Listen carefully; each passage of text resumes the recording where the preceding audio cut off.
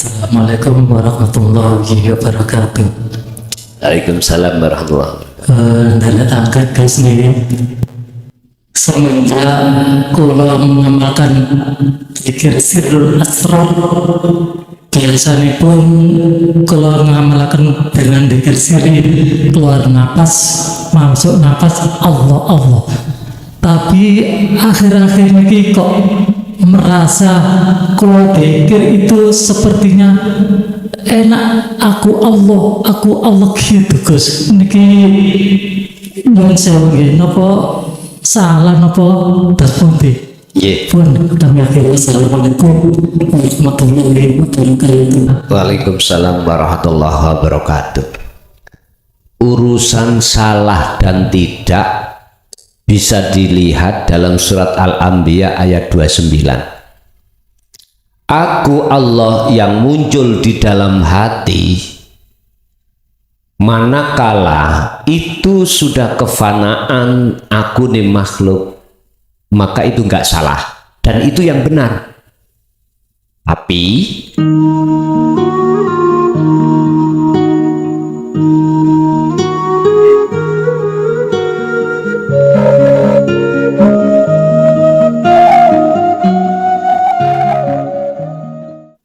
Assalamualaikum warahmatullahi wabarakatuh. Waalaikumsalam warahmatullahi.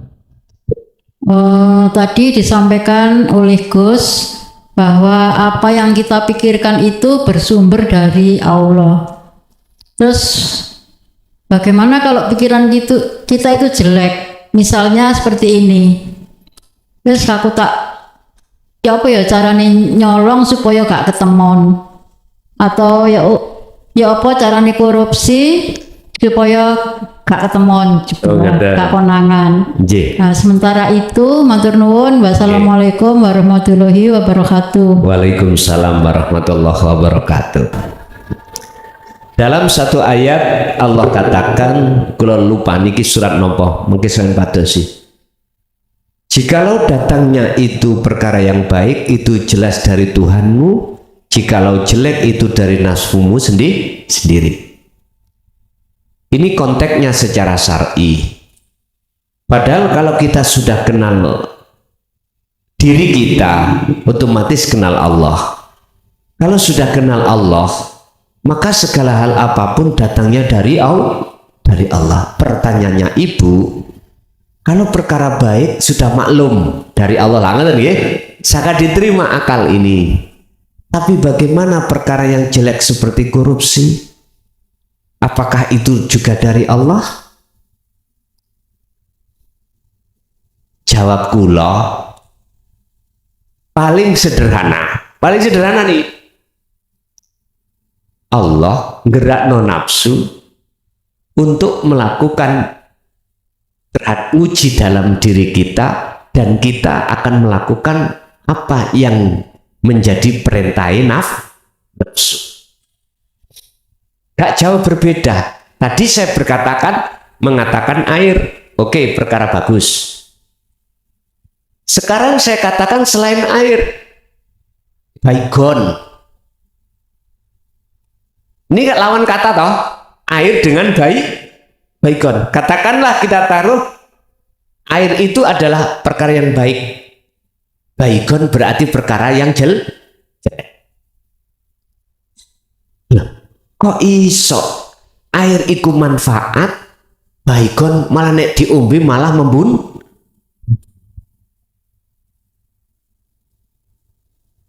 Kalau kita memandang makhluknya Pak Bu, mesti ada dua.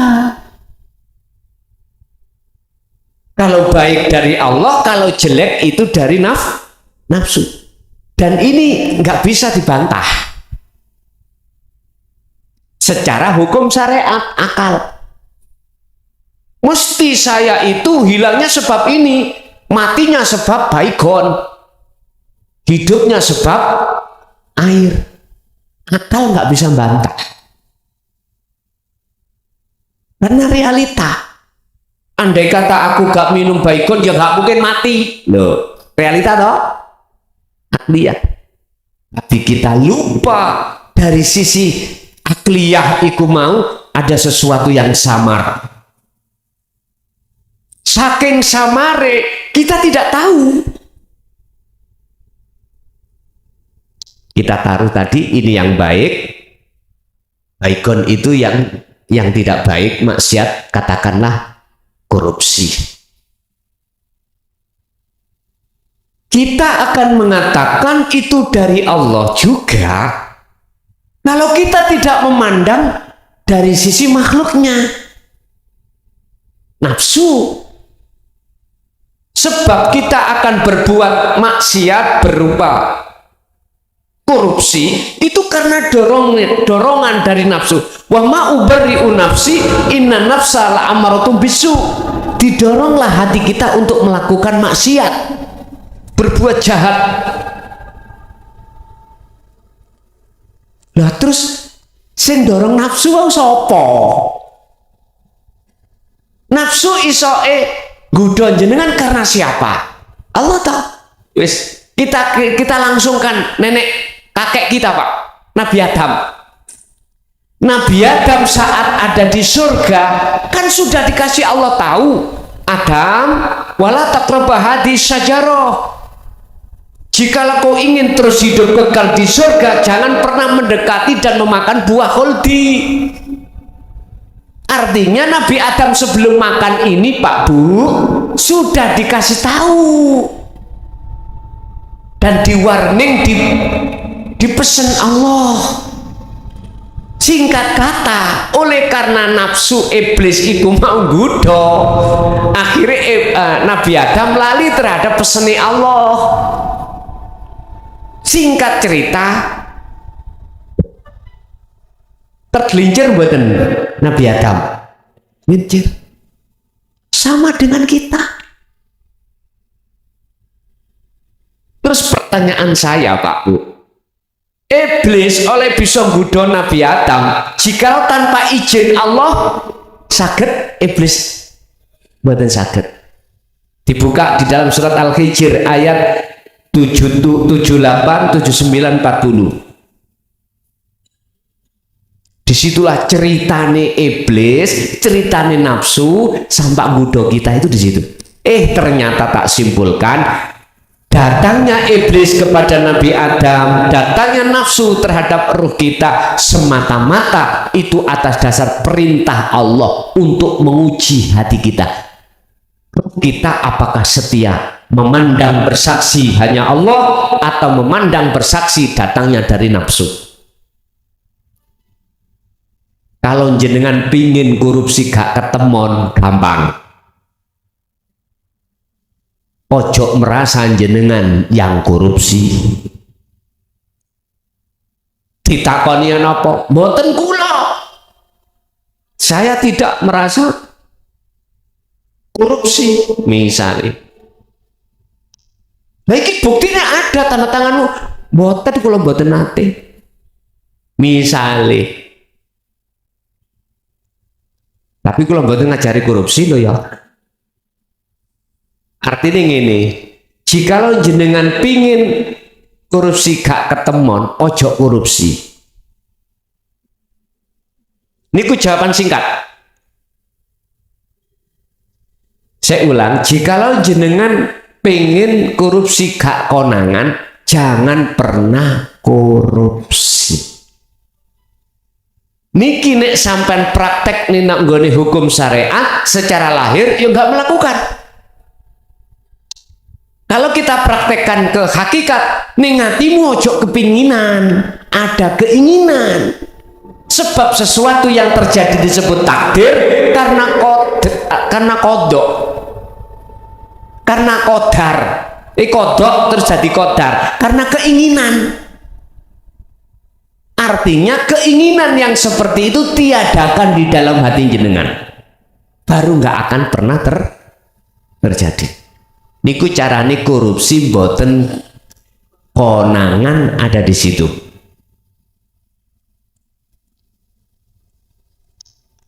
Kasih bingung? Terus nyonsewu, kalau melihat di luar diri kita, misalnya ada yang korupsi triliunan, apakah kita juga harus melihat Allahnya itu? Nggih. Nggih. Ngeten pun. Tinggal kita memandangnya kemana. Kalau kita memandang pada makhluknya, ya makhluk itu yang melakukan. Kalau hati kita memandang terhadap Allahnya, kira-kira orang itu bisa nggak tanpa digerakkan Allah korupsi? Nggak bisa. Yang terpenting sekarang adalah mengapa satu sisi Allah menggerakkan orang itu korupsi, menggerakkan orang itu tidak korupsi. Itu yang terpenting. Kita pelajari apa sebabnya. Ternyata jawabannya Pak Bu, sami'na wa asoina wa sami'na wa atokna.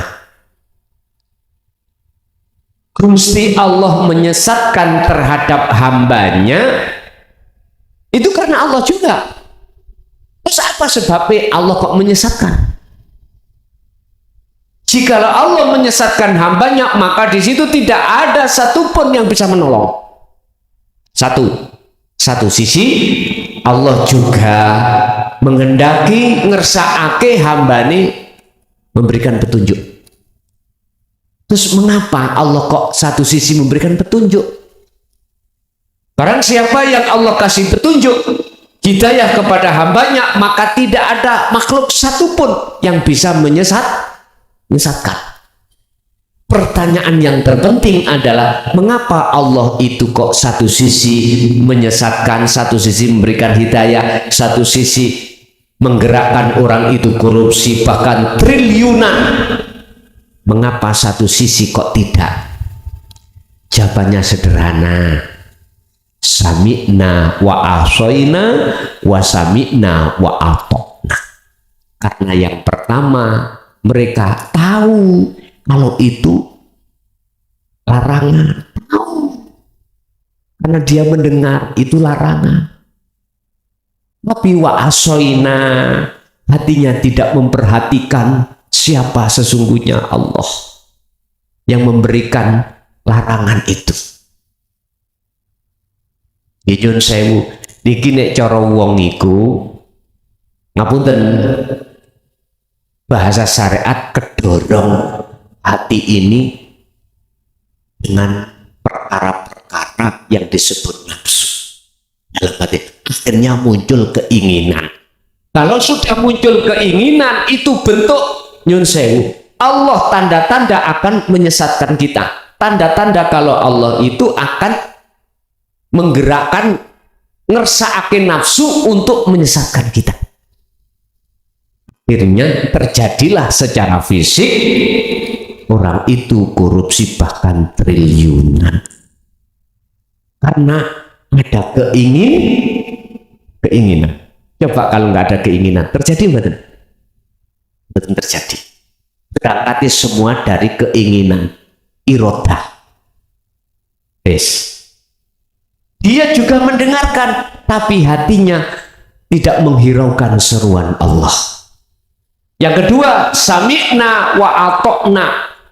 Dia juga mendengarkan seruan Allah, tapi dia mengindahkan atas seruan itu, memperhatikan seruan Allah. Akhirnya Allah tak menggerakkan keinginan di dalam hati untuk melakukan hal itu. Bapak Ibu, jadi kita yang memandang, yang menyaksikan, tinggal kita memandang makhluknya apa Allahnya. Kalau memandang makhluknya berarti disebut korupsi. Kalau memandang Allahnya, masa sih Gusti Allah korupsi? Mboten toh? Gak mungkin, karena semua milik Allah. Al-Baqarah 115. Dunia semuanya milik siapa? Kalau itu milik Allah sendiri, terus Allah mengambilnya, ini jangan dituduh Allah nyolong. Jangan dituduh Allah korupsi. Itu haknya Allah, makanya ada sifat jaiznya Allah. Bahkan dikatakan apa milik Allah itu yang ada pada diri kita semata-mata hak titipan. Dikatakan hak titipan, bukan hak milik. Tapi hak kita adalah hak titip. persis seperti tukang parkir. Tukang parkir itu Bapak Ibu nggak ada merasa memiliki, nggak ada. Buktinya ketika diambil dia ikhlas. Garwa sampai diambil Allah ikhlas. Allah mengambilnya dengan cara urusannya Allah. Bisa dikatakan kematian, bisa dikatakan dicocok akhirnya pegatan. Loh, ikhlas diambil Allah lagi tak? Bagaimana hati kita?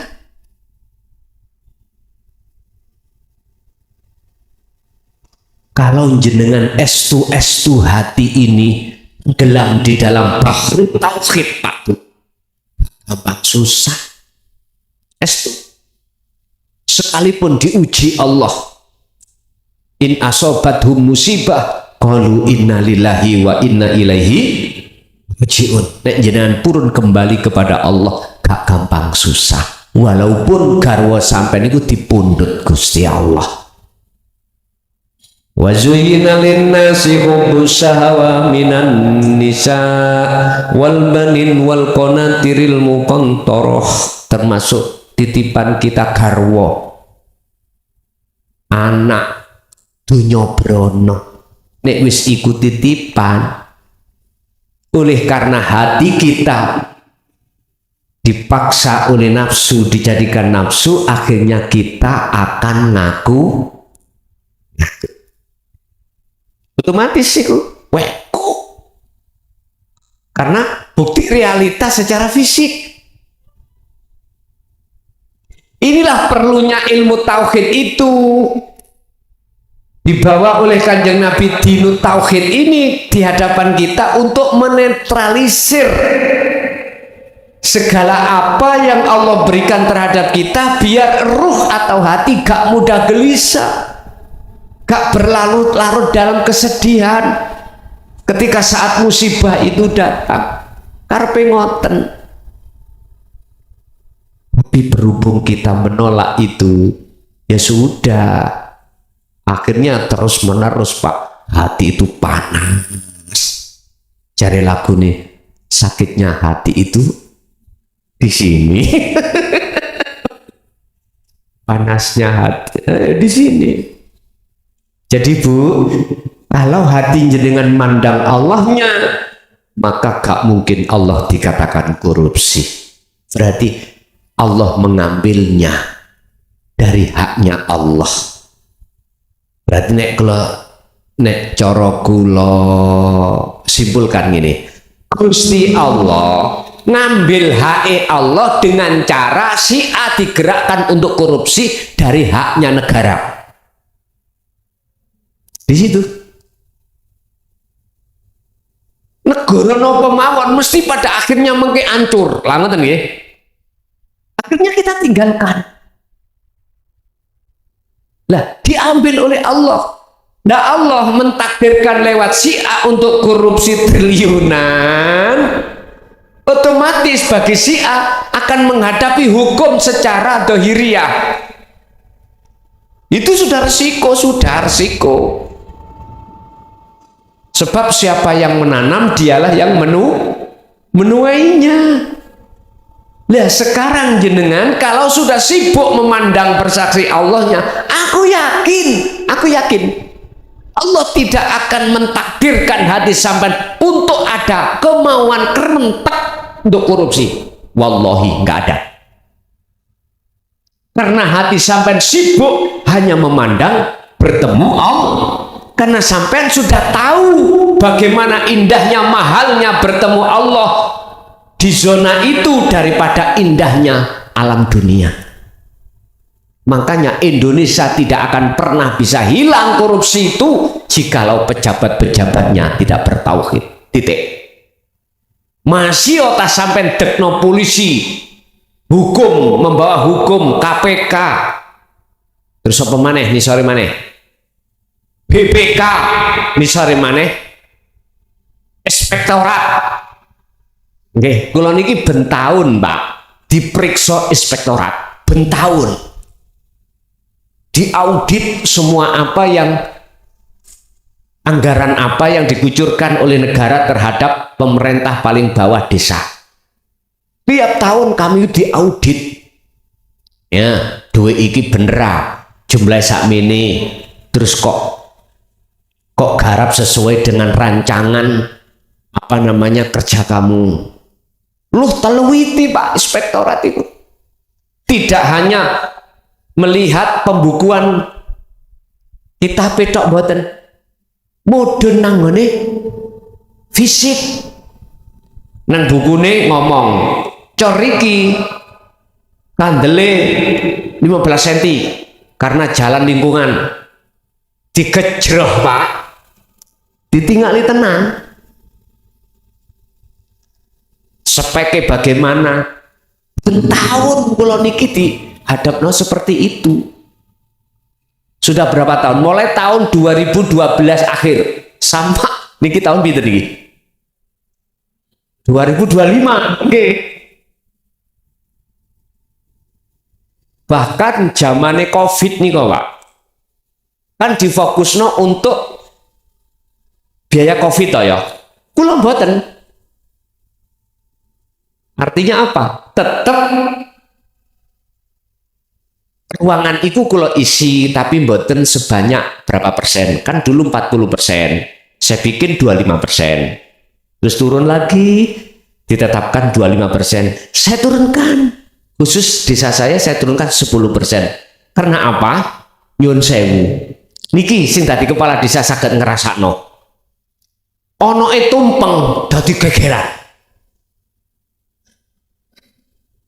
Nih kalau sing terkenal dana BLT nih lho.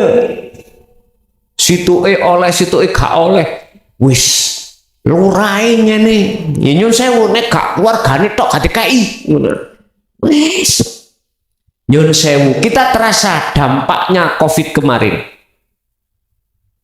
Yang punya usaha nyun sewu tingkat atas tingkat bawah semuanya kena Pak.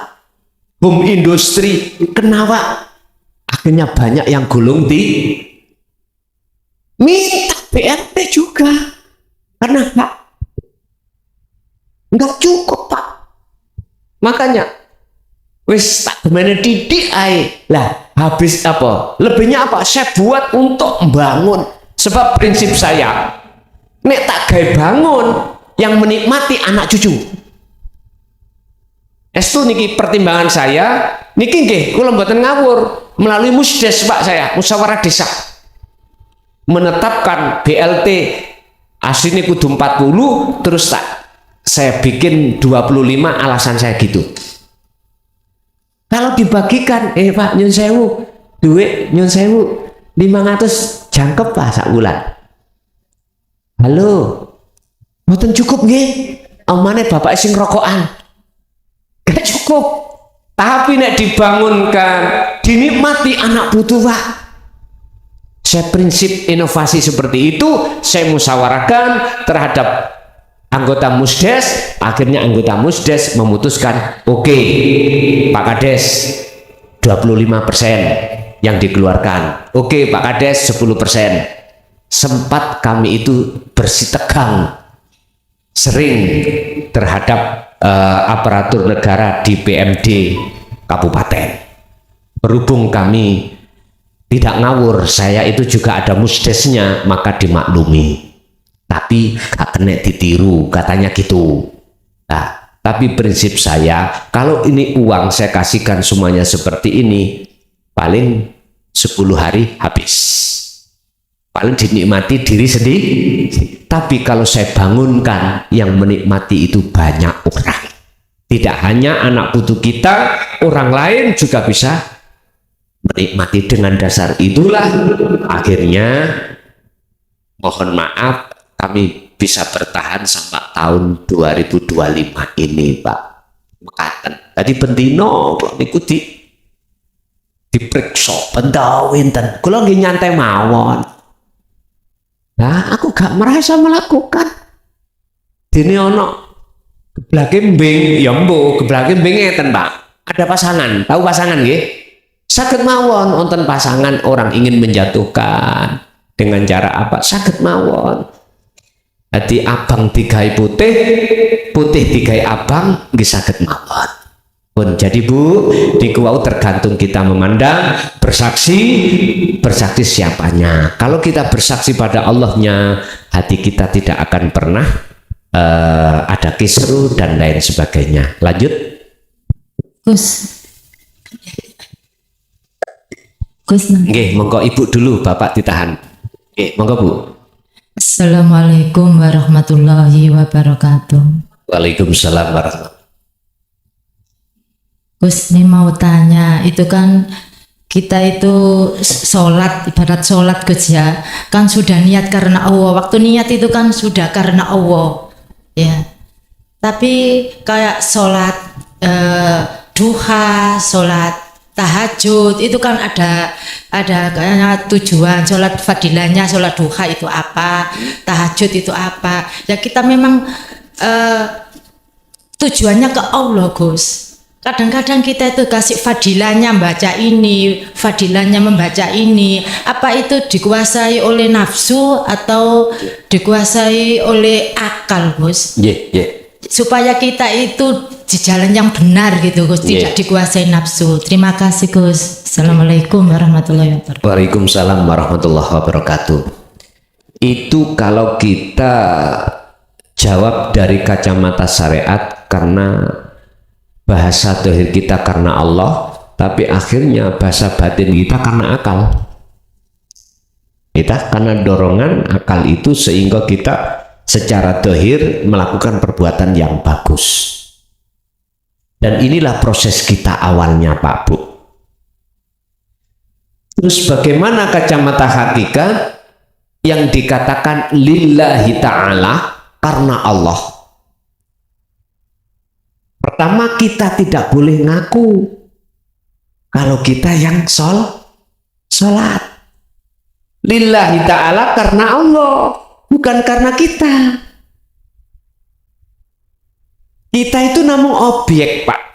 Ibaratnya sapu. Ora iso obah, ora iso bersih di masjid. Ono seseorang yang menggerakkan sapu. Itu maksudnya lillahi ta'ala sebetulnya itu. Pertanyaannya, pada saat itu hati kita masuk kerana itu enggak?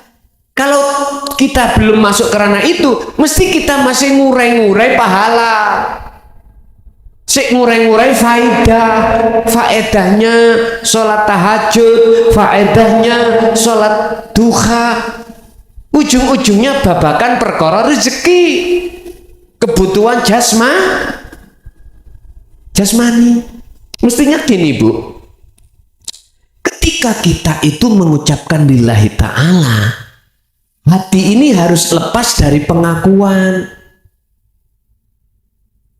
Orang yang bisa melepaskan keakuan diri adalah orang yang sudah tahu diri. Orang yang sudah tahu diri otomatis tahu Gusti atau tahu pangerane. Urip iku baru niki melampah Bu. Pertanyaannya dari Ibu tadi, apakah ini masih tergolong nafsu? Bila mana waktu sholat hati ini masih condong terhadap mengurai-ngurai, condong terhadap pahala, condong terhadap faedahnya gini. Apakah itu secara hakikat dorongan nafsu? Saya jawab iya. Secara hakikat lho nggih, nek secara syariat boten. Secara hakikat iya, karena kita tidak sadar, belum kenal nafsu itu yang mana, nafsu itu. Padahal Allah mengatakan begini, innahu lakum aduwwum mubin, iku mungsuhmu sing nyoto jelas, tapi kita tidak pernah ketemu. Inilah yang kata Rasul disebut jihadul akbar. Umatku akan mengalami satu peperangan yang maha besar. Dikatakan besar, kita tidak pernah ketemu nafsu sebagai musuh kita. Yuk kalah terus Pak kita. Ono wong perang loro. Si A roh si B gak roh si A, sing kalah sing pundi? Sing gak roh musuhe mang. Kita nggak pernah tahu nafsu, sementara nafsu tahu kita. Ya karena terus Pak kita. Jangan heran kalau dalam hati ini masih ada iman selain Allah. Makanya itu dikatakan nafsu, dorongan nafsu, karena tidak ada satupun dalam hati kita koneksi menyang sejatine Allah. Kita mengucapkan lillahi ta'ala itu lesan,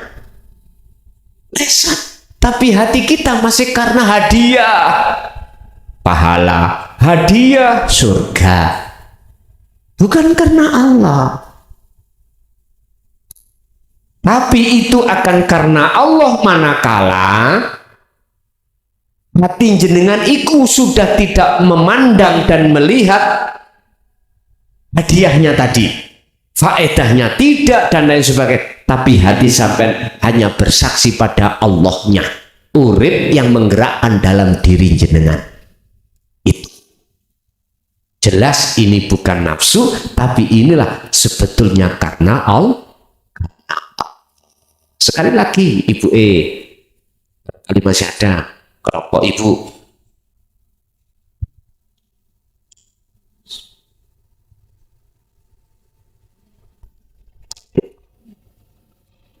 wonten monggo nalika wonten sing ngajung.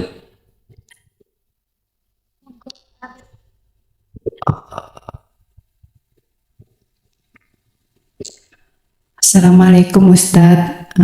Saya mau tanya menyambung yang tadi. Kalau misalnya kayak seperti tadi bacaan kita, maksudnya ada fadilahnya. Kita sebagai manusia biasa kan pasti ada hajat. Apakah hajat itu juga termasuk nafsu? Nggih, matur nuwun. Assalamualaikum. Waalaikumsalam warahmatullahi wabarakatuh.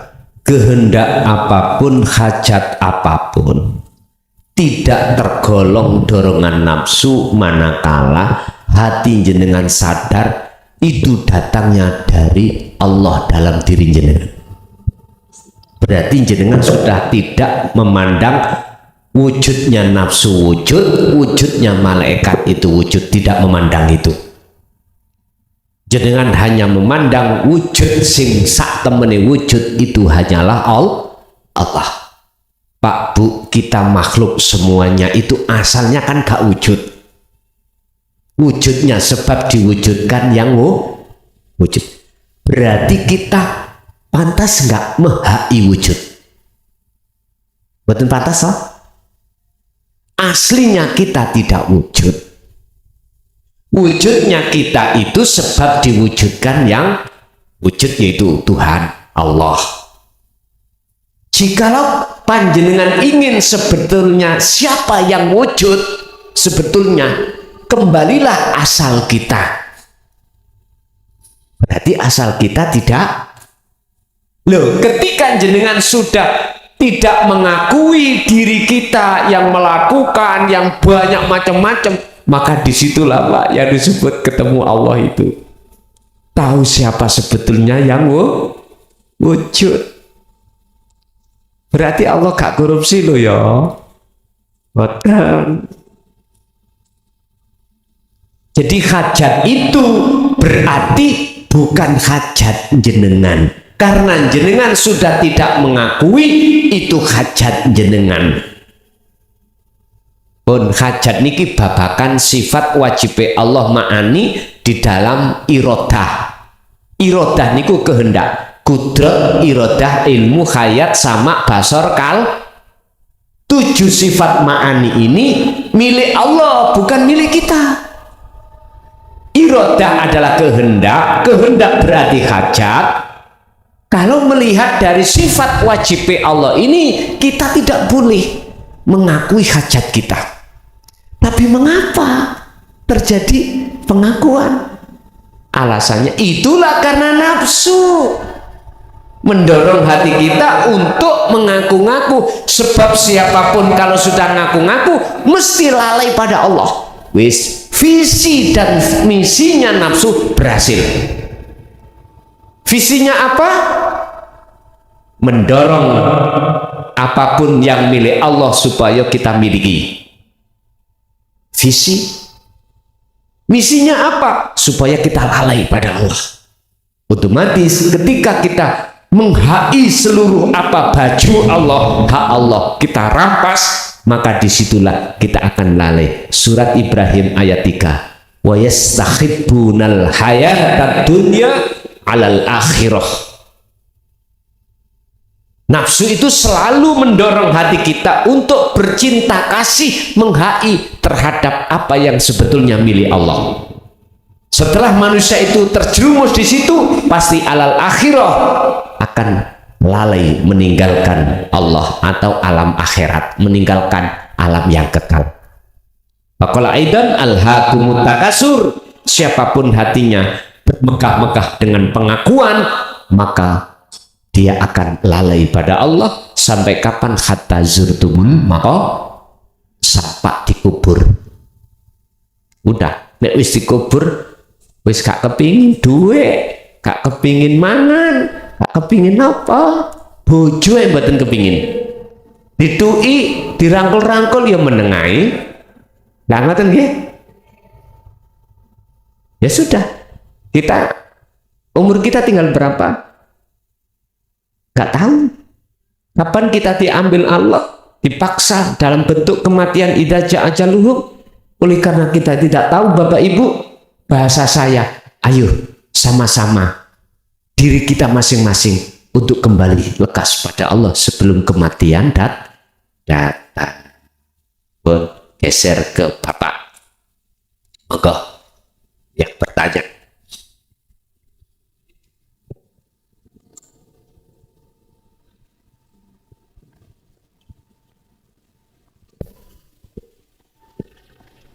Assalamualaikum. Waalaikumsalam.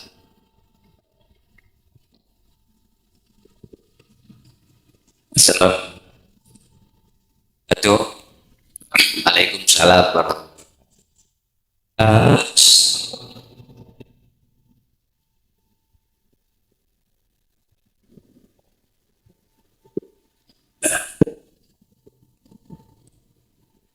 Bismillahirrahmanirrahim. Perkenalkan, nama saya Ismail, asli Cirebon, tinggal di Sidoarjo, tempatnya di PP, daerah PP.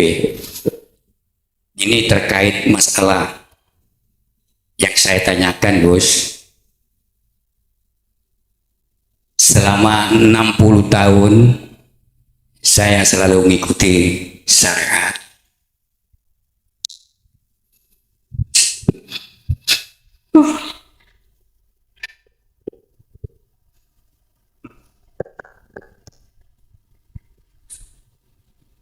Ngapunten, Gus.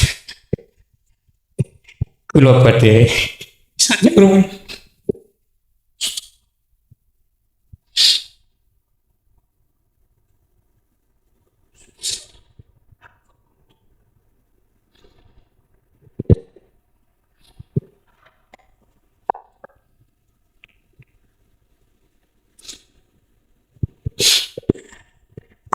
Kalau selama 60 tahun yang saat sekarang sudah kurang lebih 2 bulan itu selalu mengikuti syariat, dan saya juga kebetulan di rumah sering ngimamin, ngapunten.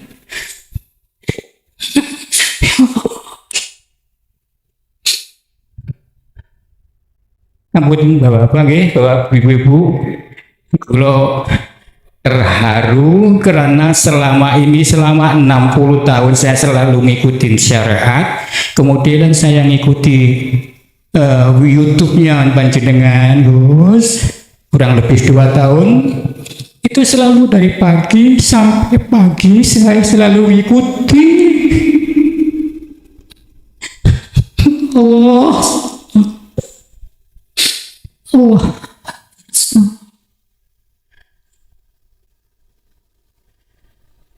cuma ini aja Gus. Jadi saya cuma menyampaikan apa yang dijalanin saya, mungkin di luar topik Gus, maaf ya. Saya selalu ngikutin Sirul Asrar. Saya gunakan setiap sholat. Setelah itu saya selalu menggunakan Sirul Asrar. Saya panggil Allah, saya panggil Rasulullah, saya panggil orang tuh yang sudah meninggal, juga saudara-saudaraku yang meninggal. Saya fatihai semua Gus. Setelah itu saya melakukan Sirul Asrar. Saya selalu nangis Gus, Mas. Cuma yang pertanyaan saya, apa yang terjadi pada diri saya Gus? Selama 2 tahun ini saya selalu seakan-akan di hadapan kita sudah ada Allah. Ya Allah. Cuma itu saja Gus. Gak bisa ngomong panjang Gus. Maaf Bapak ya, karena keharuan saya mau pengen ketemu Gus langsung selama 2 tahun. Sebetulnya saya kepingin ke Mojokerto, namun terhalang dengan kondisi saya sudah 60 tahun Gus. Jadi saya kebetulan di Sidoarjo di Gedangan di PP, saya bersepeda di sini. Kebetulan di sini ada saudara, saya tinggal di sini, nanti pulangnya nggak pulang sana. Cuma itu saja Gus, saya minta apa istilahnya, apa setiap saya melakukan Sirul Asrar selalu nangis. Ini nggak bisa terbenggung di hati saya. Cuma itu saja Gus. Maaf. Wassalamualaikum warahmatullahi wabarakatuh. Waalaikumsalam warahmatullahi wabarakatuh. Kalau yakin setiap manusia itu prosesnya nggak sama. Bahkan saya juga selalu husnudon terhadap hati manusia yang sementara ini masih menolak terhadap ajaran Allah di jalur tauhid. Aku yakin saya berhusnudon tetap sebelum kematian datang itu akan bisa menerima. Husnudon yang tertanam di dalam hati ini selalu kami jaga dengan harapan supaya kita tidak mempunyai suudon terhadap orang lain atau gampang menyalahkan orang lain. Memang Pak Bu, masalah umur, aku yakin kita semuanya pasti akan tinggalkan dunia. Dan umur kita juga nggak sama. Kapan kita dipanggil Allah dalam kematian? Tapi ingatlah dalam satu ayat surah Al-Mu'minun ayat 1 dan 2, Allah katakan, qad aflahal mu'minuna alladzina hum fi sholatihim khashi'un. Akan bahagialah mereka sebelum kematian datang, dia betul-betul dalam hati kondisi bisa ketemu Allah. Itu berbicara masalah sholat yang khusyuk itu tadi. Tapi dalam satu ayat lain Allah juga katakan qad khasiral ladzina kadzdzabu biliqa'illah. Niki kebalikannya. Sungguh celakalah, sengsaralah bagi orang-orang yang mendustai alias hatinya tidak mau bertemu Allah. Bersyukurlah kita pada Allah pada hari ini, pada umur berapa ini, sekalipun kita 1 bulan lagi meninggal, bersyukurlah kita kalau kita sudah disadarkan Allah untuk kembali kepada Allah, sekalipun itu tinggal 1 bulan. Oke, kalau piyambak nggih ngoten Pak, sebetulnya jujur mawon kula berat. Secara manusiawiah saya berat saya menyampaikan tentang ajaran ini karena resikonya itu terlalu berat. Tapi saya tidak memandang itu. Saya memandang kondisi umat manusia itu roto alias mayoritas. Banyak di antara kita yang mengaku-ngaku kita itu ahli sholat, tapi hati kita masih jauh dari Allah. Melihat kondisi inilah, maka asbabun nuzul keadaan inilah akhirnya muncullah satu ayat, walladzi arsala rasulahu bil huda wa dinil haq. Dinil haq ai dinut tauhid. Ini harus disampaikan. Tujuannya liyudhirahu ala dini kullih, untuk membebaskan hati jenengan dari belenggunya hawa nafsu, untuk meluruskan ajaran kita yang bersyariat tanpa hakikat, biar bersyariat dengan biar syariati adolan dengan hakikat. Walau karihal musyrikun, walau karihal kafirun, walaupun resikonya kami dihujat, dibenci, disesatkan, mboten napa-napa, tetap ini kami sampaikan. Toh kita semuanya, aku yang jenengan hujat, jenengan yang menghujat, toh pada akhirnya semuanya akan mati. Lah ngoten ya, tinggal nunggu waktu mawon. Terus opo untunge kita menghujat, terus opo susahe saya dihujat, mboten enten. Yang jelas mohon maaf, siapapun kita akan kembali kepada Allah mekaten. Nggih. Monggo, ada lagi?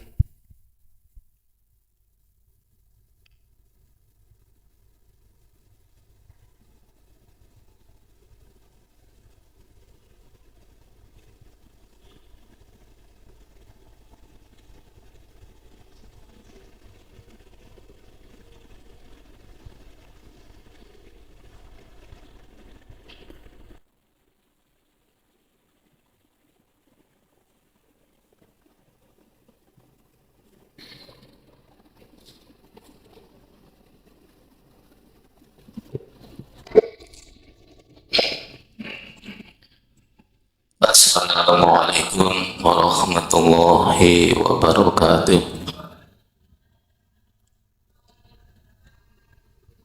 Dan kesempatan kalau pada tanggal sesuai dengan yang saya ikuti di live langsung maupun di acara ngaji tatap muka seperti ini, seringkali Gus langsung berkata bahwasanya Allah wajib selain Allah wajib ada.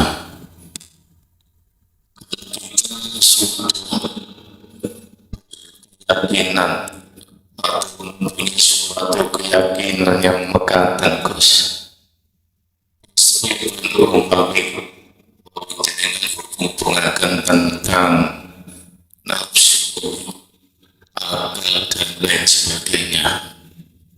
Ini kita pun ada nomor Gus ngapunten Gus ngobrol tangan.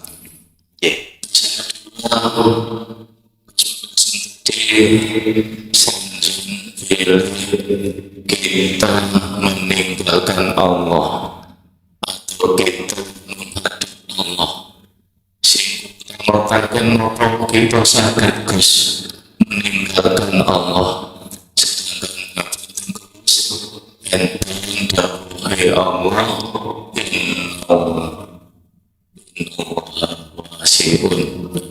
Allah itu datang jembar Gus. Dari sini sakit kita meninggalkan Allah. Sedangkan yang saya tanyakan, yang dimaksud meninggalkan Allah itu bagaimana Gus? Gus firman dan saleh pun kula nyuwun aku ing pangapunten, kula semata-mata nyuwun pencerahan dari Gus Mukason. Sekian, assalamualaikum warahmatullahi wabarakatuh. Waalaikumsalam warahmatullahi wabarakatuh. Jasmani punya mata, rohani juga punya mata. Terkait nafsu, akal, ruh, kita memandang dari mana?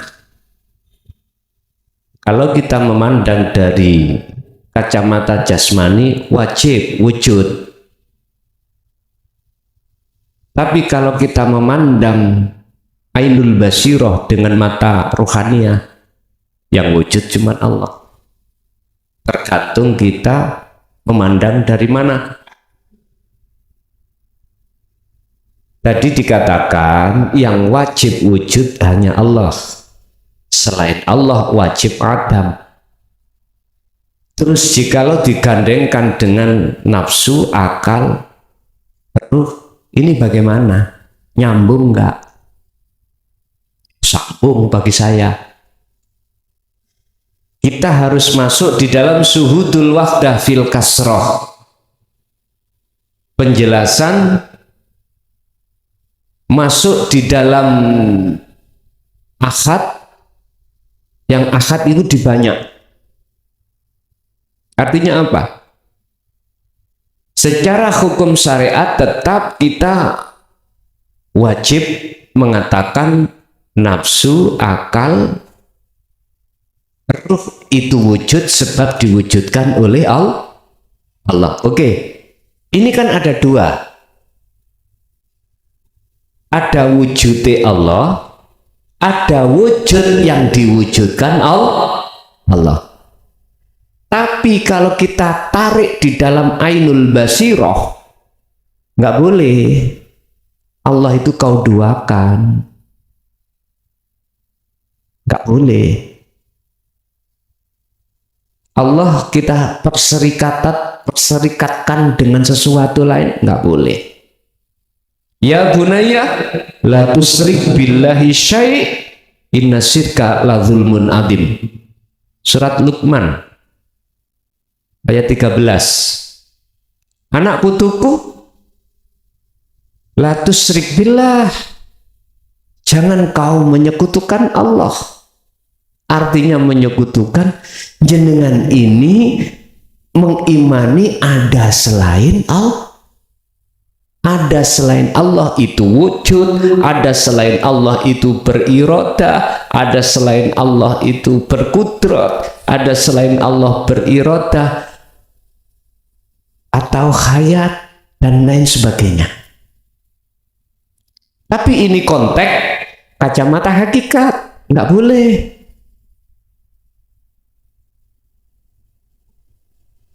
Nah terus kedudukan kita sebagai ruh bagaimana? Inilah Pak yang dimaksud inna lillahi wa inna ilaihi. Sekarang aku bertanya, wa inna ilaihi rajiun wajib badan? Wajib toh? Wajib. Kebanyakan orang mengartikan ayat ini kematian itu. Nggak ngerti ya? Kematian. Makanya orang mati mesti innalillahi. Nggak ngerti nggih? Padahal itu maksudnya kembali kepada Allah. Iman kita ini yang asalnya mengadakan selain daripada Allah, itu harus kita tinggalkan. Wa may yakfur bitaghut, barang siapa yang mau meninggalkan iman ini, wa yu'min billah, maka dia akan beriman benar kepada Allah. Tinggal kita posisinya di mana. Kalau di hukum jasmani mata ini, syariat ini ya wujudlah Pak kita itu. Sebab diwujudkan yang wujud. Tapi kalau kita konteksnya sudah masuk ke ranah rohaniah, nggak boleh. Sebab jikalau kita masih menduakan Allah dengan adanya kita, merasa kita sebagai makhluk yang bisa ini, bisa itu. Surat Luqman tadi ayat 13. Wahai anak putuku, janganlah kau di dalam hatimu ada selain Allah. Ini konteksnya tidak hanya yang wujud aja Pak, apapun. Sebab jikalau ada ini dalam hati kita, inna syirka la zulmun azim, itu yang menjadikan hatimu gelap, itu yang menjadikan hati kita itu buta kepada Allah, itu yang menjadikan penghalang hati kita pada Allah, sehingga sampai kapanpun kita tidak akan bisa bertemu Allah. Secara otomatis siapapun kalau matanya buta, baik mata hati maupun mata dohir, yang ada adalah kegelapan. Satu contoh kecil aja. Secara fisik, nanti habis kita ngaji ini pulang, kita tutup mata kita. Apa yang terjadi? Gelap. Selanjutnya, nggak mungkin jenengan bisa sampai ke rumah. Kalau nggak percaya, dicoba. Kalau saya sudah percaya, jadi nggak akan gue coba. Terus begitu juga dengan ruh. Idza ja'a ajaluhum, apa mungkin kita akan bisa kembali kepada Allah dalam keadaan di jalur rahmat hidayahnya, wong kita itu gelap? Nggak bisa. Bagaimana mungkin Allah akan memasukkan satu hambanya ke surganya jikalau dalam hatinya ada syirik? Nggak mungkin. Jadi bisanya sinkron itu tadi, peganglah hukum syariat dan hukum hakikat, baru saged sinkron. Artinya apa? Kita ruh, akal, nafsu, secara hukum syariat kita bicara aku sing sholat, aku yang ini itu, tapi dalam hati sampean kalimat aku jangan dikembalikan kepada makhluk, karena makhluk sudah tiada. Kembalikanlah kalimat aku itu kembali kepada hidup. Inilah yang dimaksud di dalam surah Toha ayat 14. Innani anallah la ilaha illa ana fa'budni wa aqimis shalah li dzikri. Ingsun bahasanya mulai awal ingsun. Innani anallah, sesungguhnya aku iki Allah. Yang dimaksud Allah iku ya aku. Lho ngoten niku. La ilaha illa ana, tidak ada Tuhan kecuali aku. Lho aku, fa'budni. Kita nyembah sira terhadap aku, ni aku, wa aqimis shalah, tegakkanlah salat semata-mata li dzikri, untuk mengingat aku. Loh, aku. Apakah Rasulullah menjelaskan tentang hal ini? Lihat surat Al-Anbiya 25. Kalau nggak percaya. Sebab jikalau Rasulullah tidak diperintahkan Allah menjelaskan, nggak mungkin akan muncul ayat ini. Munculnya ayat ini menandakan Rasulullah dulu menyampaikan wahyu ini. Gak mungkin Rasulullah mengkorupsi. Gak mungkin. Mesti beliau sampaikan. Walaupun resiko nih, sampai tinggal di piyambak. Beliau di kaum kafir Mekah apa? Mau dibunuh. Akhirnya muncullah asbabun nuzul ayat hijrah. Beliau dari Mekah ke Madinah sebagai golongan muhajirin. Di situ ada golongan ansor, golongan dari Madinah. Ternyata golongan ansor itu Pak Bu, bukan orang Islam semuanya. Ada orang Nasrani. Tapi pada saat itu yang memang betul-betul mereka yang membawa dan mengamalkan wahyu Allah, Injil dari Allah. Di dalamnya menyebutkan besok ada nabiku terakhir namanya Muhammad. Sekarang dilihat ada enggak dalam Injil sekarang? Yang tahu adalah beliau-beliau. Dulu mengajarkan tentang ketauhidan, mengajarkan tentang ketuhanan. Baik di dalam Taurat, Zabur, Injil, Al-Quran, semuanya risalah tauhid ini nggak pernah geser satu rambut pun, nggak pernah berubah.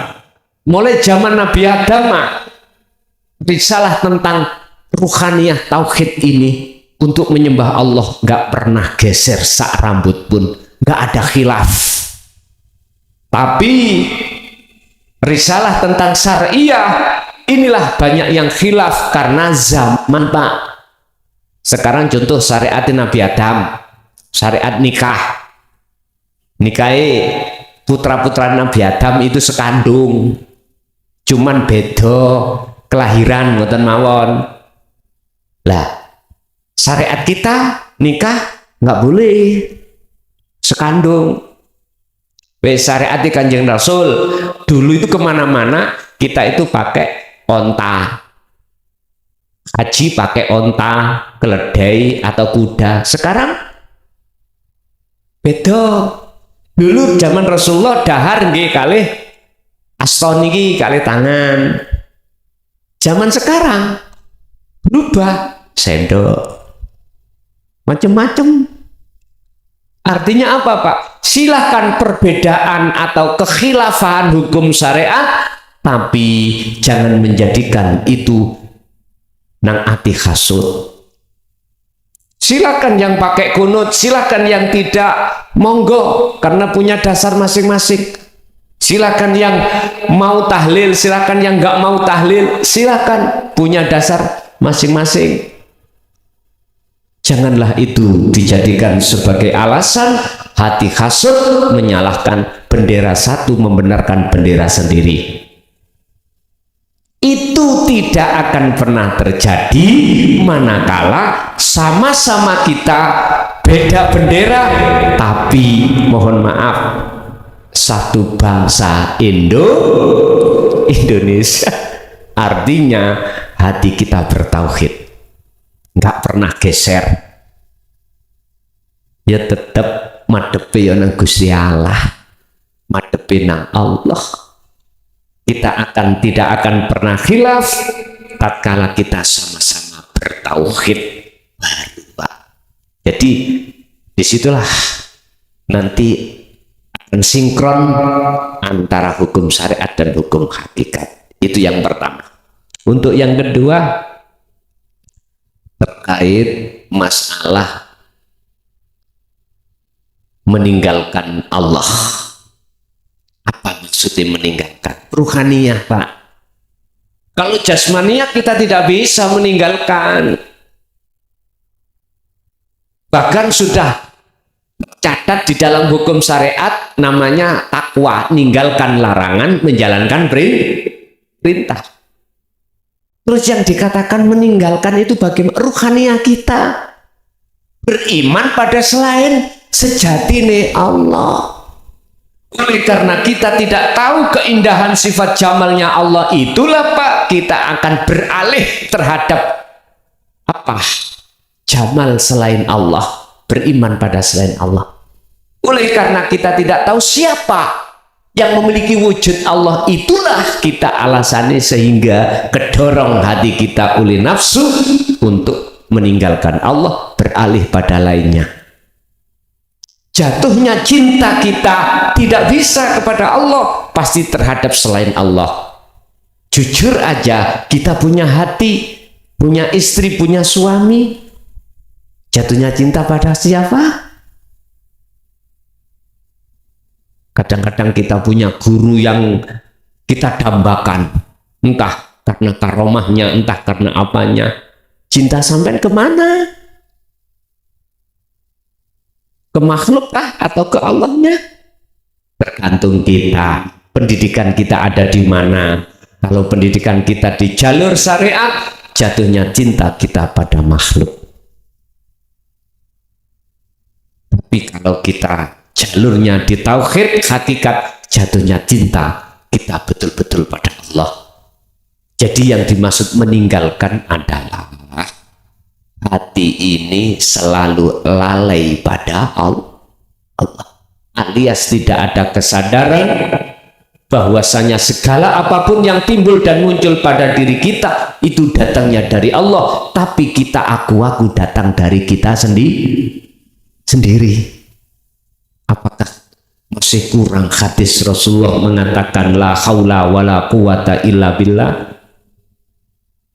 Apapun keadaan itu bukan dari kita, apapun kekuatan itu datangnya bukan dari kita, tapi semata-mata illa billah. Dalam ayat Allah katakan wallahu khalaqakum wa ma ta'malun. Utawi Gusti Allah iku khalaqakum, yang menjadikan Anda semuanya.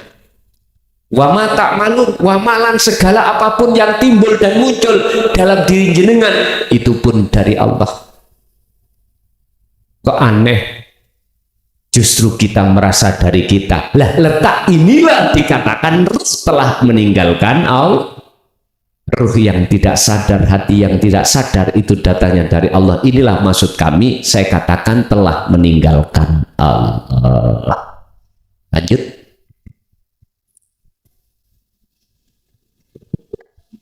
Mungkin Bapak benteng telu ngoten lho. Assalamualaikum warahmatullahi wabarakatuh.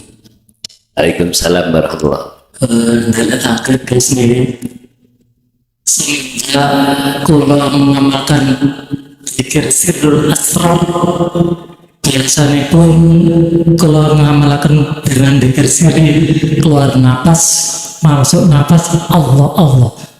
Tapi akhir-akhir ini kok merasa kalau zikir itu sepertinya enak, aku Allah gitu Gus. Niki nyuwun sewu nggih, napa salah napa terpundi?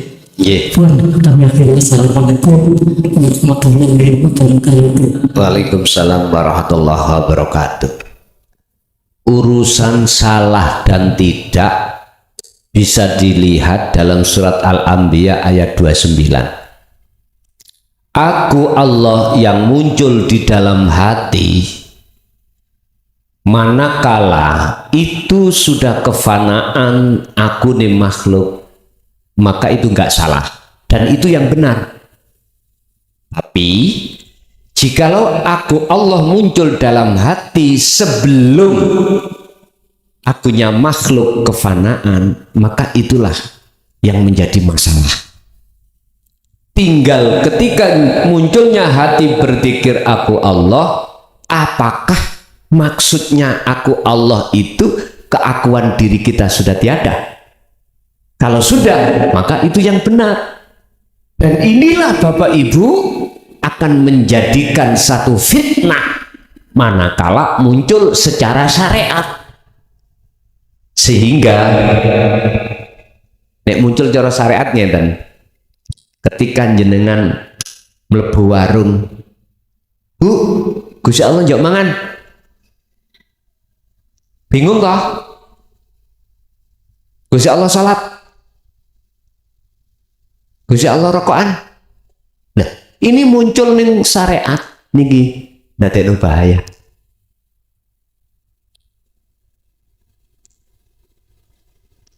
Aku Allah, wes ngomong nanti aku Allah misalnya. Iki sing asli ya iki, Allah sing asli ya aku iki misalnya.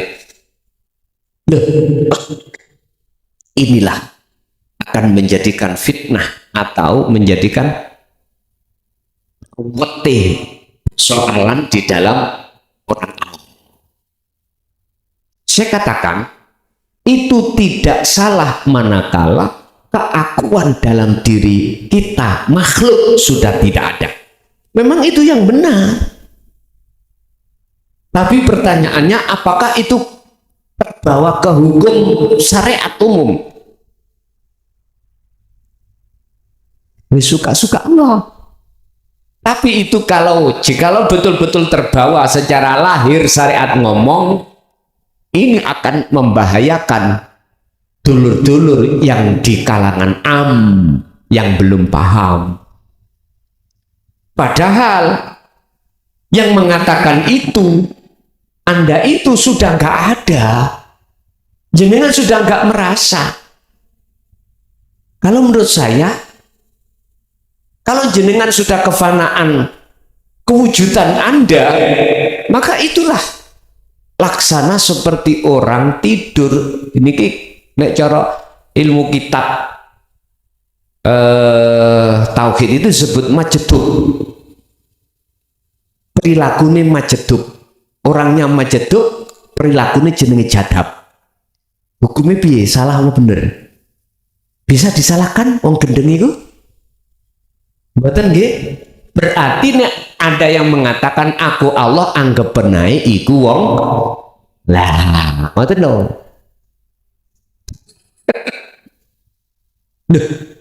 Yang benar seperti itu sebetulnya, tapi itu akan salah manakala di dalam hati masih muncul rasa iman selain Allah itu masih ada.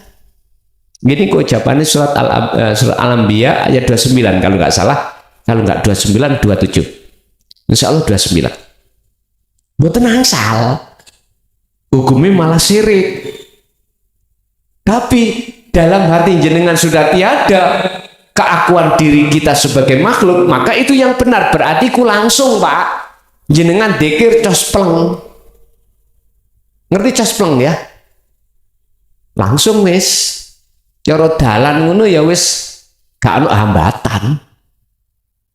Inilah yang disebut sebagai majedubun.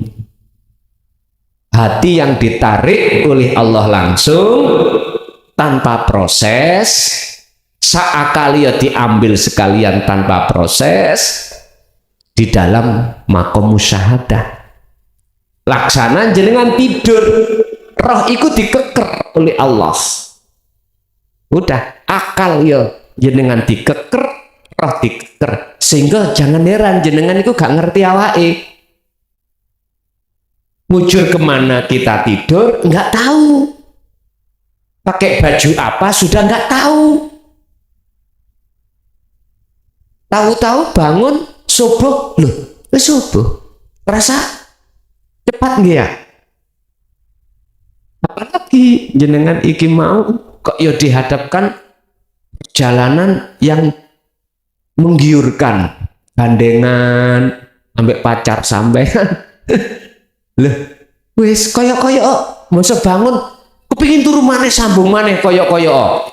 Sebab saking senengi. Suwengi padahal iku. Sampeyan. Bapak Ibu hadirin rahimahullah. Jadi jawaban saya Pak, boleh dan itu enggak salah manakala dalam batin jenengan sudah kefanaan keakuan makhluk mekaten. Mas Bunti cukup?